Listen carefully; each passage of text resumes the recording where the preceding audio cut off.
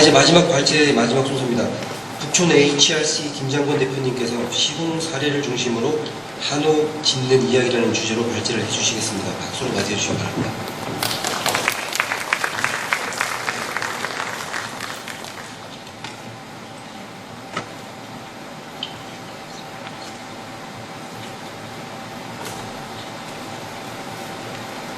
안녕하십니까. 북촌의 자식 김정민입니다. 여러분을 만나 뵙게 되어 반갑습니다. 제가 오늘 여러분께 발표드릴 내용은 한옥이 현재에도 그리고 미래에도 여전히 우리 곁에 남기 위해서는 어떤 생각과 어떤 작업을 해야 되는가에 대해서 이야기를 합니다. 저는 앞에서 청 교수님도 그렇게 설명해 주시고 기술도 주셨고 나무도 주셨으니까 집을 한번 좀 말을 할 줄 모르는 사람이라 제가 하고 싶은 말은 간단하게 노트를 좀 했습니다. 우리가 이야기할 집 짓기는 문화재를 복원하는 일이 아닙니다. 사찰도 궁궐도 아니며 그렇다고 민속촌처럼 악재가 되어버린 공간을 짓는 것도 아닙니다. 바로 사람이 살고 나중에도 사람이 사는 그런 집을 짓는 겁니다. 우리 건축물 한옥의 과제 중 하나는 세계적 보편성과 지역적 정통성 사이에서 어떻게 조화와 통합을 이루어낼 것인가.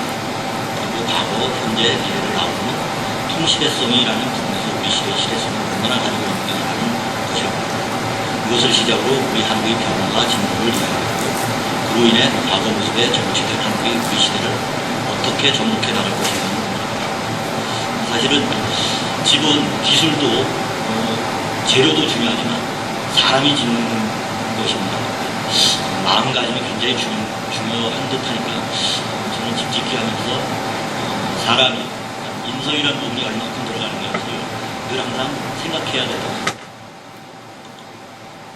지금 우리 주변에 있는 한옥들을 좀 보겠습니다. 금속으로 구조재를 갖추고 있는 것, 그리고 지붕 전체를 덮은 한옥,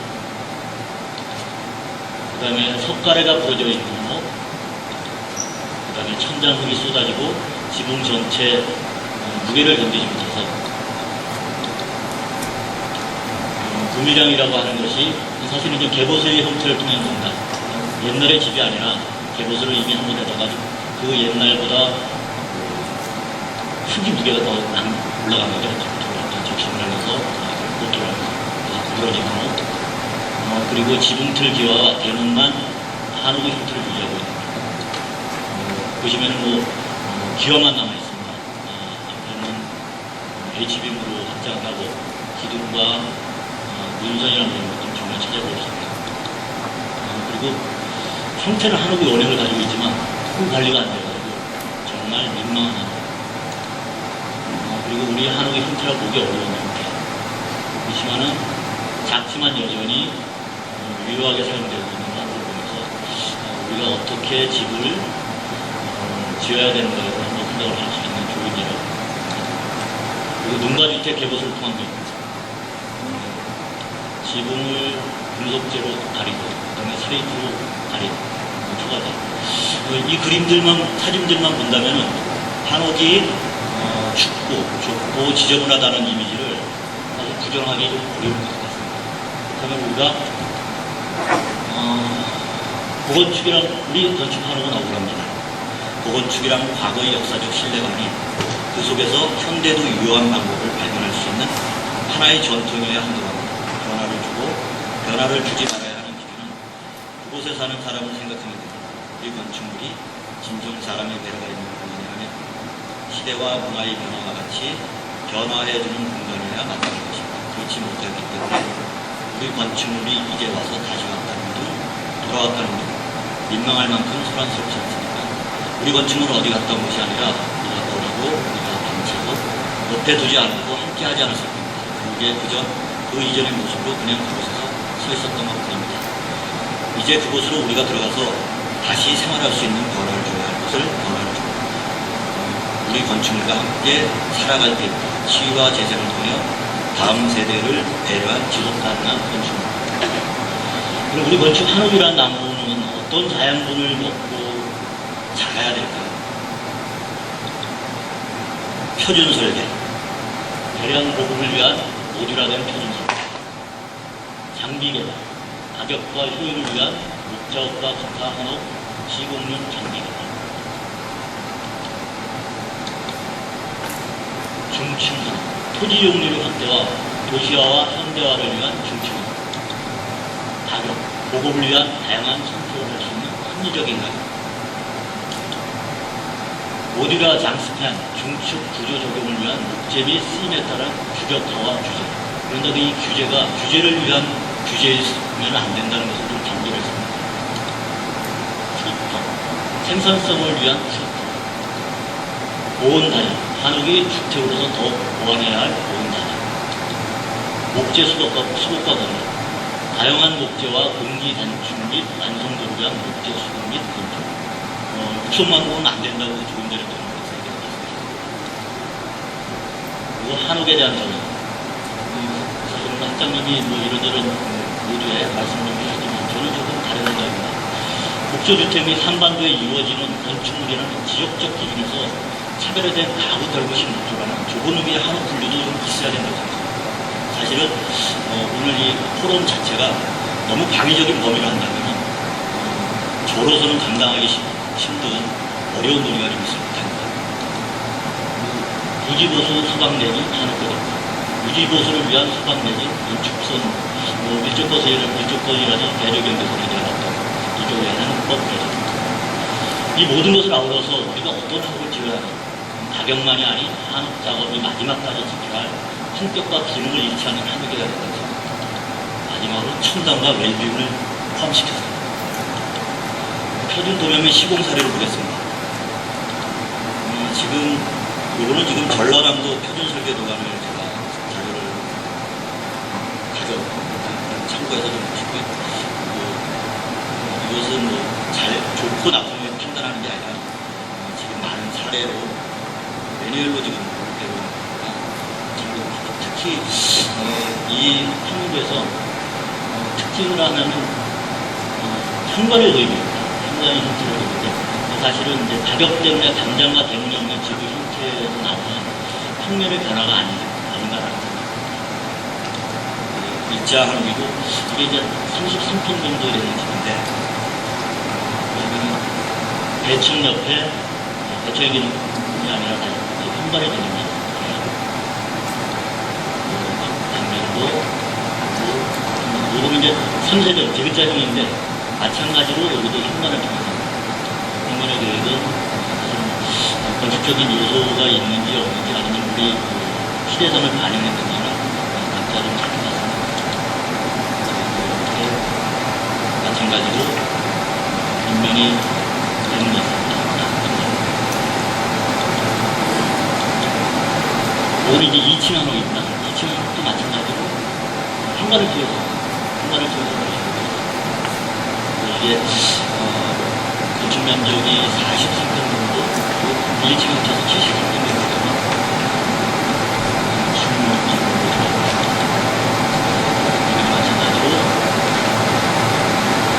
공간이 2층 정도 되겠습니다. 이제 이 보급하는 이제 전라도에서 열심히 보급하시는 것 중에서 많이 얘기하는 것들이 단열에 대한 부분입니다. 이제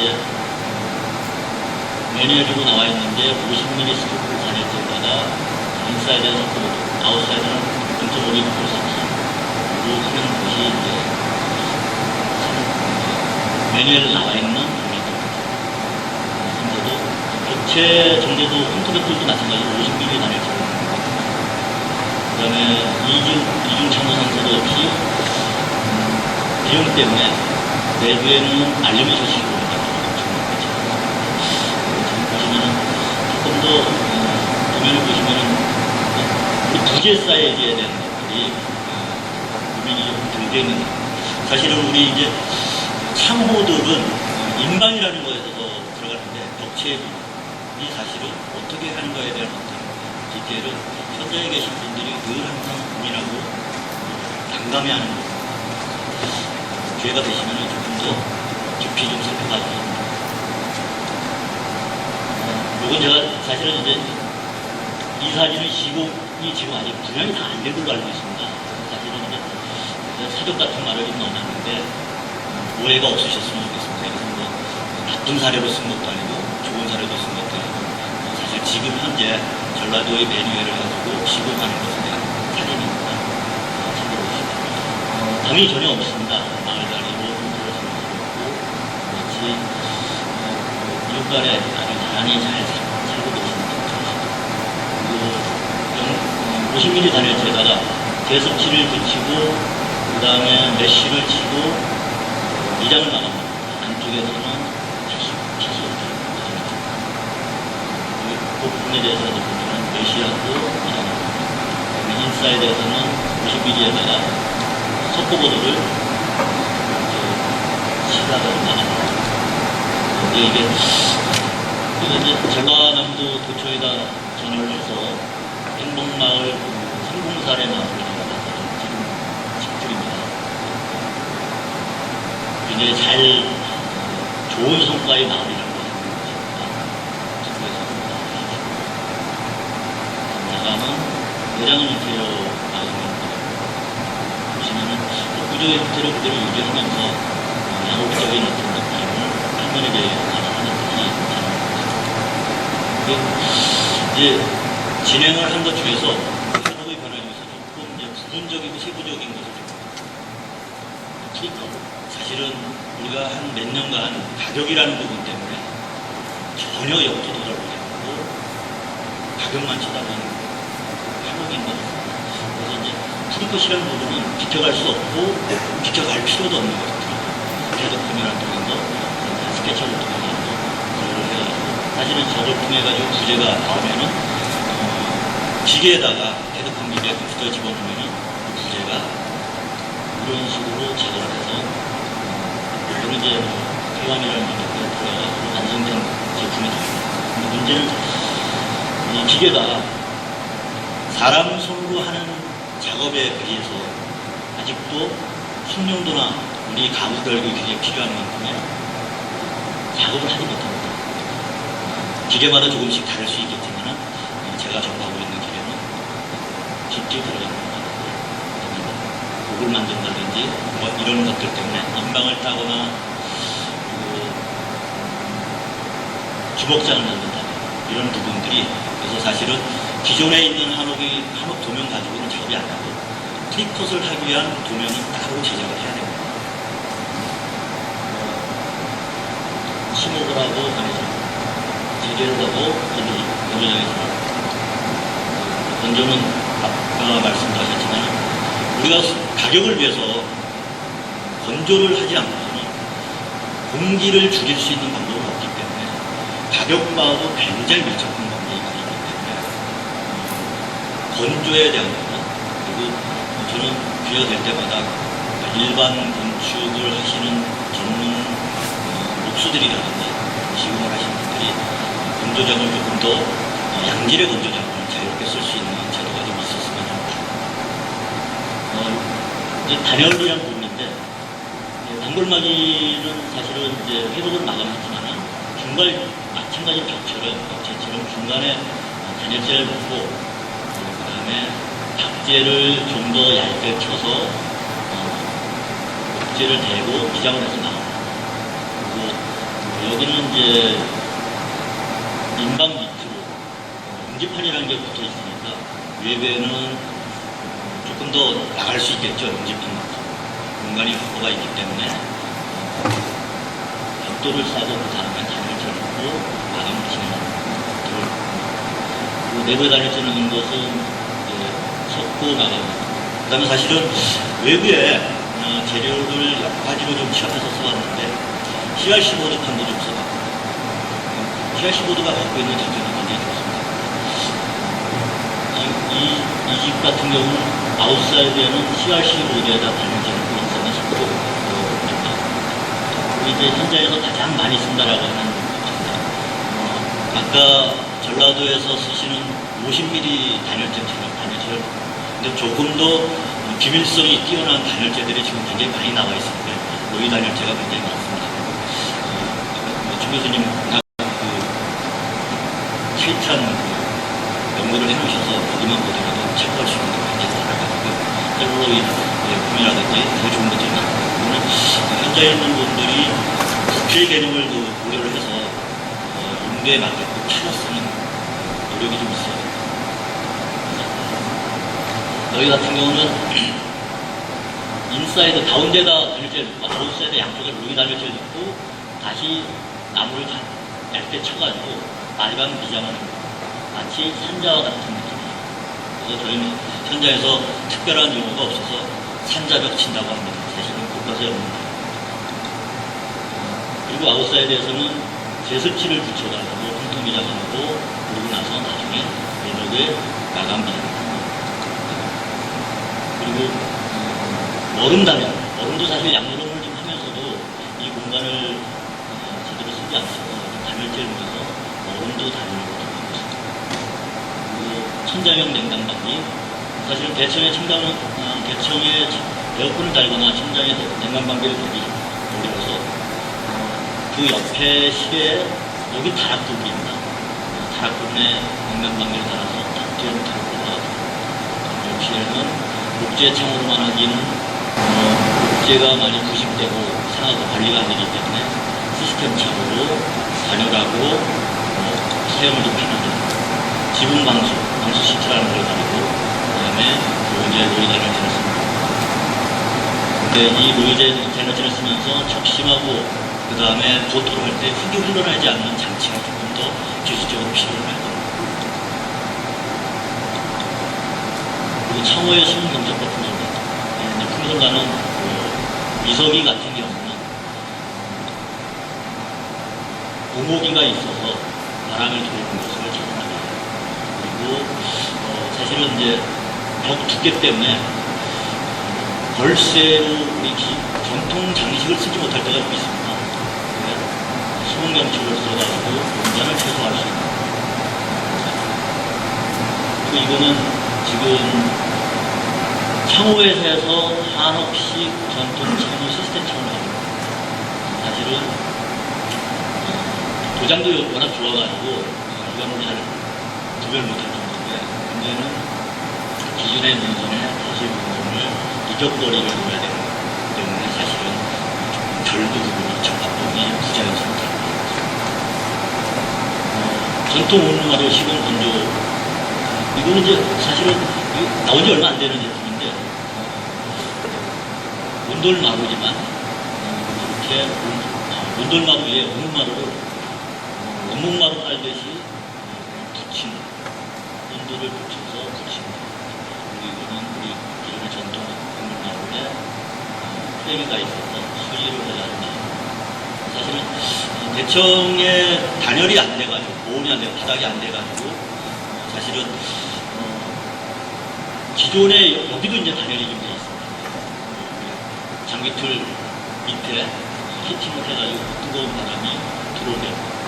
그다음에 이렇게 붙이는 것도 있지만 조금 더 다른 방법은 합판을 써가지고 장식적으로 디자인적으로 인테리어 쪽인 어떤 작업으로 진행하는 것도 있고 사례는 굉장히 많은데 그나마 그래도 우리가 갖고 있는 전통적인 온마루의 느낌을 그대로 살릴 수 있는 분들만 지금 찾은 거예요. 이제 저는 이제 집을 지면서 사실은 조금 전에도 말씀드렸지만 우리가 가격이라는 것 때문에 정말 앞도 안 보고 진짜 코스트를 낮춰야 된다. 사실 정직한 가격을 좀 만나야 되겠다. 그러면서 우리가 가장 크게 잃어버린 건 집을 지면서 대목이라는 부분만 생각을 하고 있지 소목이라는 대한 부분에 대해서 전혀 오해가 없는 집을 짓고 있는 거예요. 그것이 대표적으로 수납입니다. 그래서 집을 한옥을 지면은 공간도 아주 좋고 잘 좋은데 우리가 살면서 갖고 들어가는 집 생활 가구가 들어간다. 전혀 우리가 생각하는 공간의 기능을 전혀 발휘하지 못합니다. 그것을 해결하는 건 설계 기획할 때 소목에 대한 수납에 대한 공부를 하는 것입니다. 사실은 상부 층에다가 하고 수납 여기도 벽장처럼 수납을 하고 여기는 사실은 지하실에 들어가는 아주 컨디션이 높지는 않지만 들어올 때는 머리 안 보죠. 이게 조금 인강을 조금 높여가지고 거의 1,500 정도가 나오는 지하실에도 들어갈 수 있고, 그 다음에 다락인데 사실은 이 댁에 사시는 분이 이 공간을 침실로 쓰고 있습니다. 혼자 살기도 했고, 그래서 다락을 쓰고 이 마찬가지로 창인데 말고는 전체 벽을 수납의 공간으로 선택을 쓰고 있고, 이거 같은 경우는 처음 시공서부터 계획을 해서 사실은 머리걱정 형태에서 문성이라든지 이렇게 한옥적인 느낌을 보였었는데 준공이 끝나고 나서 사실 마감이 다 끝나고 나서 다시 국박에 대한 그런 의무를 해가지고 참여하고 불가리문의 형태로 만들어졌다. 그리고 특별히 여기 이제 다락으로 갈 때 벽장 밑에 보시면은 세탁기 할 수 있는 수전이 있습니다. 그래서 세탁기를 집어넣을 수 있고 수납이 조명을 좀 수납이 좀 보여지는 거에서 처리를 합니다. 그리고 지하실을 사실 지하실은 사람이 들어가야 되는 어떤 동선이 필요하니까 최선의 중으로 뚜껑을 열어서 환기창을 만들고 많은 지역입니다. 그래서 이거는 운돌마루 형태인데 운돌마루 패턴을 갖고 있는 운돌마루가 사실은 히팅하기는 아주 굉장히 좋은 마루입니다. 다락 위에 수납 중에서도 하나하나 조금 모서리에 좀 남는 짜투리가 있어서 조경을 좀 넣어가지고 차방을 피해주고 앉아서 창문을 서서 봐야 되지만 앉아서 보는 열면은 다실처럼 그리고 이거는 화장대입니다. 사실은 이제 가구 중에서 프로젝트, 그러니까 붙박이 역할을 하는 것들은 되게 용이한데 사실은 화장대라든지 책상에 대한 배려도 있어야 된다고 생각합니다. 이거는 처음부터 화장대 할 수 있는 존을 작은 자투리 공간을 화장실 위에 변기 위에 화장실 계단 밑에 지하실 그리고 전기 외부에서 이제 마감인데 전기 도시가스 계량 사실은 이거는 기존에 있는 원선을 건드려서 기온 발생하니까 계량 기반 안에 들어갈 때 처음부터 전기하고 도시가스 계량을 기초할 때는 완전히 매입을 해가지고 올려줍니다. 보시면 이제 천장형 에어컨. 그다음에 이거는 이제 한지가 아닙니다. 이게 제품 이름은 말씀드리고 친환경 장판입니다. 폴크 소재입니다. 한지는 홍대로 하고 보니까 시간도 많고 스키에 대해서 학교입니다. 이런 것들 소재에 대한 어떤 개발이 아니라 찾아내는 것이 중요합니다. 그다음에 세차인데 그야말로 이제 로시하고 선배를 쓰는 겁니다. 수제망이나 뭐 이런 선배를 쓰지 않고 조금 더 한국적인 느낌을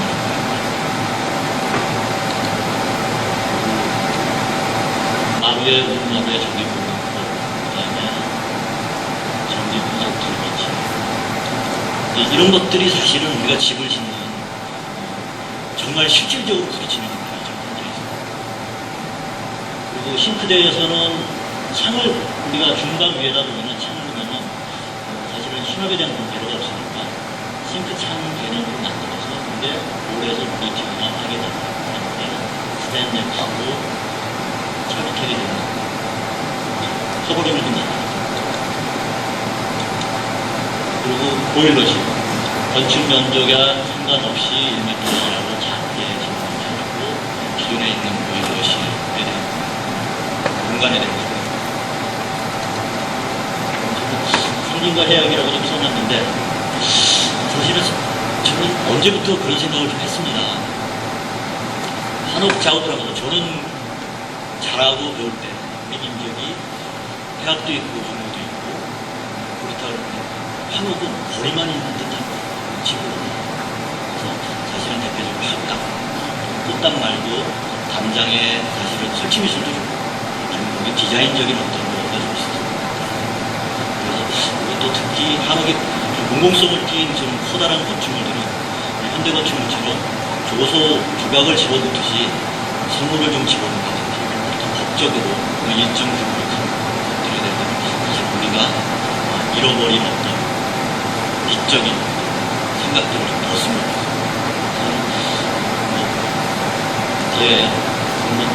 사실은 인터넷을 뒤지다가 재밌는 그림이 있어서 고양이에 토끼가 조금을 바치듯이 바치는 게 있는데 사실 이게 스토커입니다.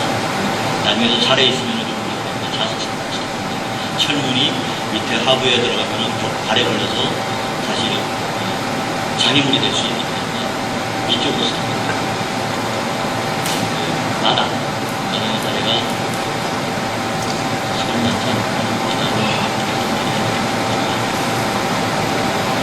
사실 대표적으로 이제 이거 같은 경우는 작은 마당에 빛이 들어오게 천창에 목재창을 해서 기준 것처럼 사실은 조경에 대한 필요 없이 차경으로 사실 우리 어른들이 갖고 있는 가장 차경이 들어옵니다. 토지 이용률이 떨어지는 한옥의 단점을 보완할 수 있는 실제 건축이 있죠. 한옥의 전통을 그리고 도시와 소통하면 발전할 수 있는 하나의 RC조에 걸려있는 RC조 위에 한옥을 올리는 거예요. 그래서 양옥, 현대건축물과 브릿지의 구성들이 좀 달라졌고 그리고 이거는 우리 적산가옥형 한옥을 무지보수한 대수성으로 해가지고 이것은 목조로만 새로 누형태의 목조이죠. 내부 벽체는 아까 말씀드렸듯이 지금 이제 간단한 이런 테크닉에서 조금 더 저마다 활용해서 쓰는 면은 좀 좋은 테크닉이 좋잖아요. 특히 이제 소방법에서 지붕에 대한 어떤 사실은 건식으로 덧집을 지어가지고 적게 담배까지 하는데 이 덧집을 하면서 공간이 점검을 통해서 스틸을 하기 때문에 소방법에 대한 어떤 기본적인 것은 좀 해결되지 않습니다. 이렇게 또 진행한 사례도 좀 있습니다. 사례는 이제 관우제인데 시간이 좀 제가 2분 좀 더 쓰니까 3분만 더 쓰겠습니다. 2층 한옥인데 사실은 2층 한옥이 갖고 있는 한옥은 한옥이 도시로 오면서 조금 더 공공성을 띠면서 활용도 높이기 위해서 층간소음에 대한 2층에 대한 어떤 베이스 사실은 민속촌의 형태라면 멍해 창방을 좀 노력을 해야 되는데 그렇다면 대지에 대한 어떤 협소함 때문에 구조지에 대한 어떤 부분을 해야 되는데 그리고 이 집 같은 경우는 2층에서 대지의 단지를 어떻게 푸는가에 대한 어떤 부분 그리고 부지보수에 대한 부분 대표적으로 2층에서 여기 보면은 드레인 자리를 만들어가지고 물 버터처럼 돌아가는 만들어졌습니다. 그리고 지금 이제 뒤틀, 장기틀하고 동기틀 사이에 한식 느낌 나는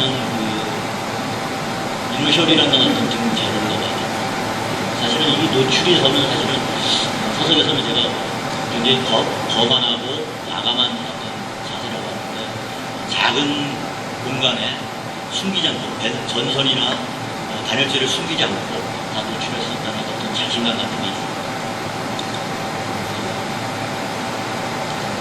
여기는 이제 사고 공간이다 보니까 그리고 이제 가장 최근에 한 집들을 보여드립니다. 기존에 있는 붉은 벽돌을 좀 써가지고 토장 벽돌 써서 조금은 여성스러운 그런 게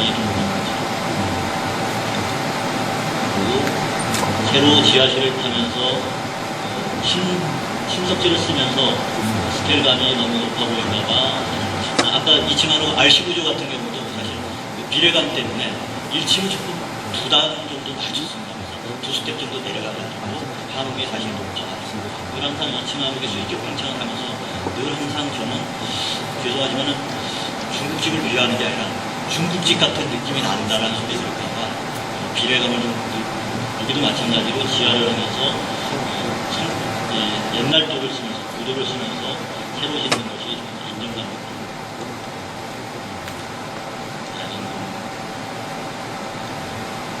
그리고 마당이 좁으니까 목책을 하면서 층에다가 강화유리를 넣어주고 빛을 좀 들고, 그 다음에 집이 사실은 이런 것들이 사실은 한옥에 대한 보이지 않는, 제가 간이 재료와 기계가 작업하는 게 아니라 사람이 작업한다는 것입니다. 이런 것들은 현장에서 사실은 굉장히 중요한 물에 대한 것들, 현장에서 그다음에 이 홈통이 물이 막힐까봐 탈부착이 가능해가지고 점검을 한다는 것, 이런 것들이 사실은 설계자가 충분히 고민해서 표현을 해주면 좋겠지만은 사실은 너무나 많은 방대한 현장 상황을 체크한다는 게 사실은 지금으로서는 좀 부리니까 마음이 좀 중요한 것 같아요.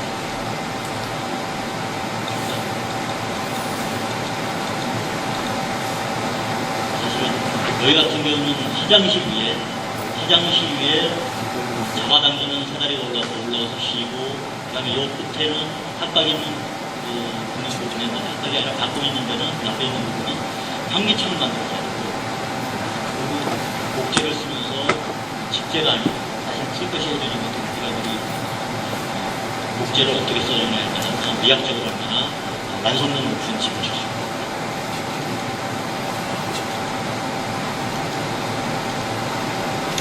그리고 이거 같은 경우는 아웃사이드 문은 여기지만 인사이드 문은 조금 더 크게 하는 이유는 이건 단문 형태이기 때문에 아웃사이드는 여전히 있는데 접어두면은 사실은 화폭이 조금 더 커지는 동력이 있거든요. 앞과 뒤에 똑같은 작업입니다.